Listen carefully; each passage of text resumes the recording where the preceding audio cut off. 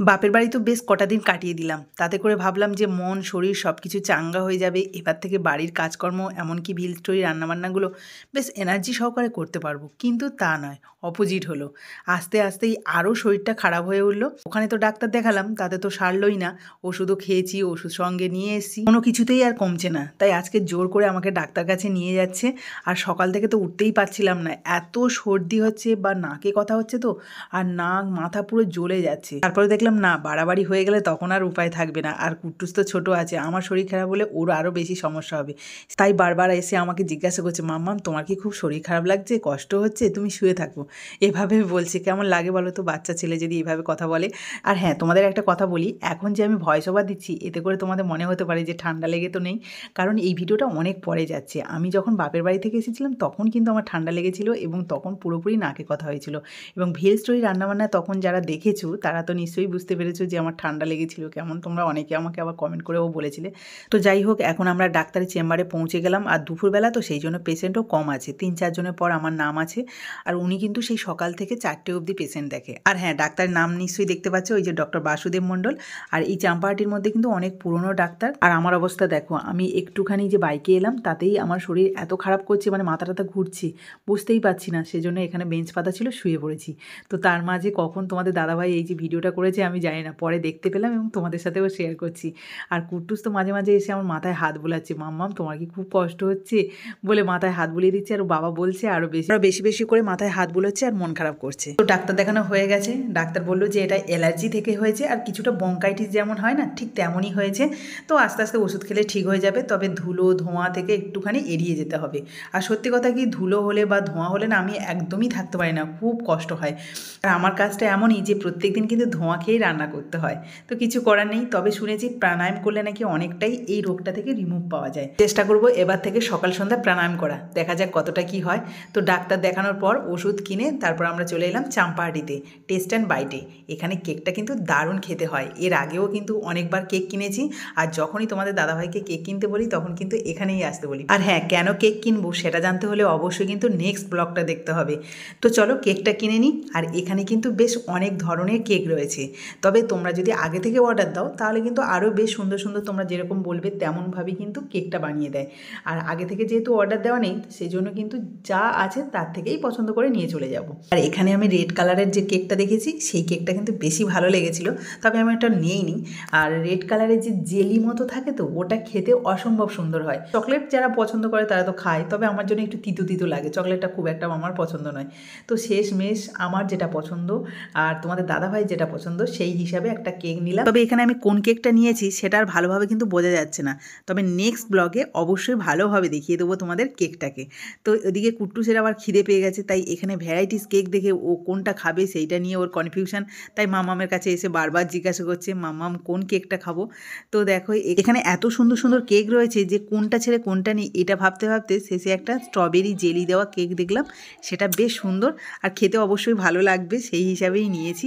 তো কুট্টু সেটাও পছন্দ করেছে খুব, আর আমিও একটু খেয়ে দেখেছিলাম, দারুণ লেগেছে কিন্তু। আর হ্যাঁ, যখন আমি ডাক্তার দেখাতে গেছিলাম তখন কিন্তু ওর বাবার সাথে গিয়ে দেখো একটা ট্যাক্সিও কিনে নিয়েছি, সেটা হাতে নিয়ে ঘুরছে আর এখানে এই যে দাঁড়িয়ে দাঁড়িয়ে কেক খাচ্ছে। আর এই দেখো কেকটা কত সুন্দর দেখতে, ওপরে স্ট্রবেরি জেলি দেওয়া রয়েছে, বেশ ভালো না দেখতে। ওদিকে আবার বাড়ি থেকে বারবার ফোন আসছে যাতে তাড়াতাড়ি বাড়ি যাই, কারণ মেজো কাকা শ্বশুরের দুটো মেয়ের বিয়ে বাড়ি নিমন্ত্রণ আছে, ওরা শাড়ি পরে যাবে। আর শাড়ি পরিয়ে দেওয়ার ডিপার্টমেন্টটা আমার থাকে, কারণ আমি শাড়ি পরাতে পারি ভালো, কিন্তু মেকআপ আর চুল বাঁধাটা না একদমই হয় না।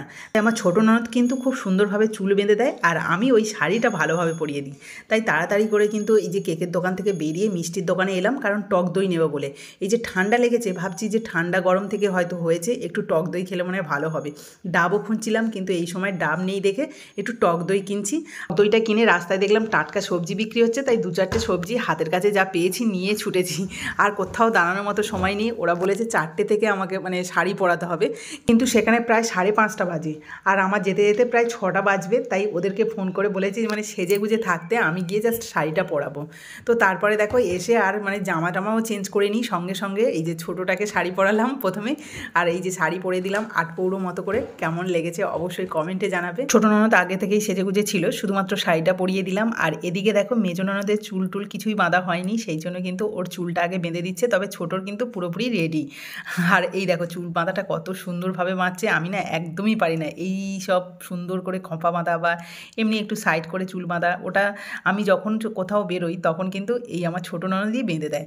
যাক, এরই যা বিয়ে হয়নি বলে হাতের কাছে থাকে, আর যখন কোথাও বেরোই বেশ সুন্দর করে চুলটাও বেঁধে দিতে পারে। বিয়ে হয়ে গেলে কিন্তু আর আমার চুল বাঁধার লোক থাকবে না বা সাজানোর লোক থাকবে না। শাড়িটা হয়তো ঠিক করে পরতে পারবো, কিন্তু এই চুল বাঁধাটা যদি বেশ সুন্দর করে না হয় না, দেখতে ঠিক ভালোই লাগে না, আমার তো মনে হয়।